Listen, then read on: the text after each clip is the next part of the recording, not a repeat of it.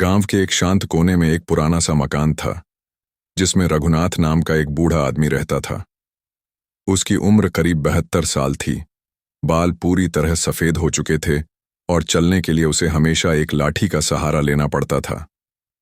उसकी पत्नी कई साल पहले गुजर चुकी थी, इसलिए अब उसका सहारा सिर्फ उसका बेटा सुरेश और बहू रीना थे।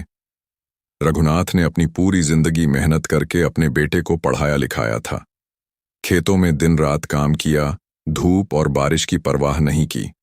उसे हमेशा यही उम्मीद थी कि बुढ़ापे में उसका बेटा उसका सहारा बनेगा और घर में खुशियां बनी रहेंगी। सुरेश शहर में एक छोटी सी नौकरी करता था।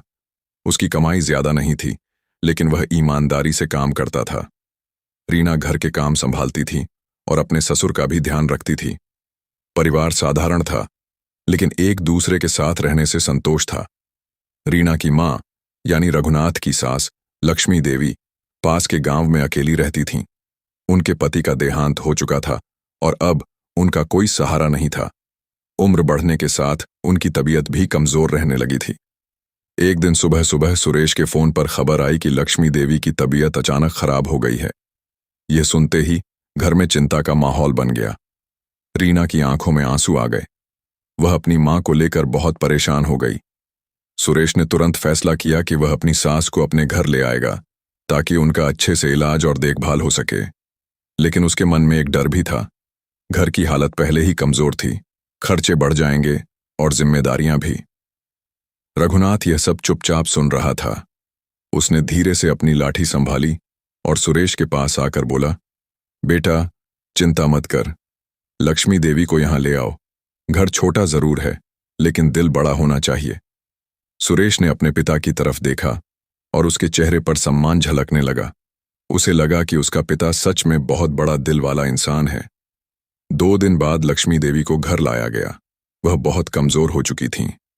चलते समय उन्हें सहारे की जरूरत पड़ती थी और सांस भी जल्दी जल्दी फूलने लगती थी। रघुनाथ ने दरवाजे पर खड़े होकर उनका स्वागत किया। आइए बहन जी, अब आप अकेली नहीं हैं, उसने मुस्कुराते हुए कहा। लक्ष्मी देवी की आंखों में आंसू आ गए। उन्हें उम्मीद नहीं थी कि इस उम्र में कोई उन्हें इतना सम्मान देगा। दिन बीतने लगे। धीरे धीरे रघुनाथ और लक्ष्मी देवी के बीच अपनापन बढ़ने लगा। दोनों सुबह आंगन में बैठकर चाय पीते, पुराने दिनों की बातें करते और एक दूसरे का हाल पूछते। एक दिन लक्ष्मी देवी ने कहा, रघुनाथ जी, आपने मुझे अपने घर में जगह दी। इसके लिए मैं आपका एहसान कभी नहीं भूलूंगी। रघुनाथ ने हल्की हंसी के साथ जवाब दिया, अरे बहन जी, यह घर सिर्फ मेरा नहीं है, यह हम सबका है और बुजुर्गों को एक दूसरे का सहारा बनना चाहिए। उनकी यह बात सुनकर लक्ष्मी देवी को सुकून मिला, लेकिन समय हमेशा एक जैसा नहीं रहता। कुछ महीनों बाद सुरेश की नौकरी में परेशानी आ गई।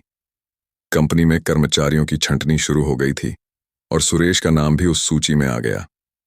जब वह घर लौटा तो उसका चेहरा उतरा हुआ था।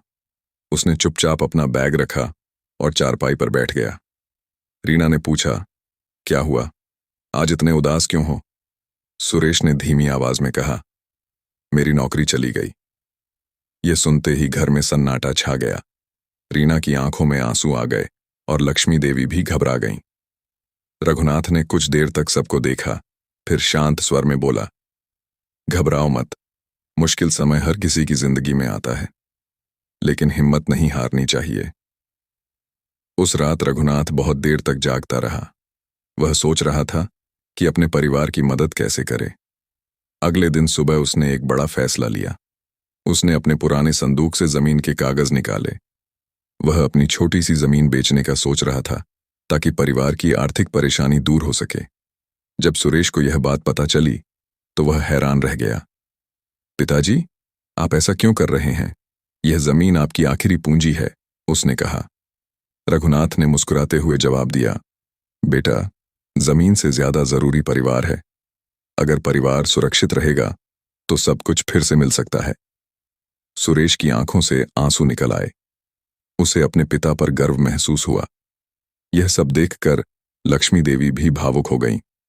उन्होंने अपने पुराने गहनों का डिब्बा निकाला और रीना के हाथ में रख दिया। बेटी, यह मेरे जीवन भर की बचत है। इसे जरूरत के समय इस्तेमाल कर लेना।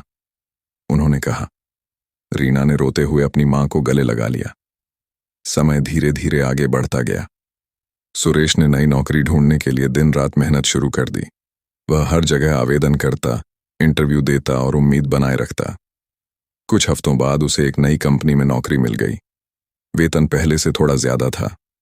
जब वह यह खुशखबरी लेकर घर आया तो सबके चेहरे खिल उठे।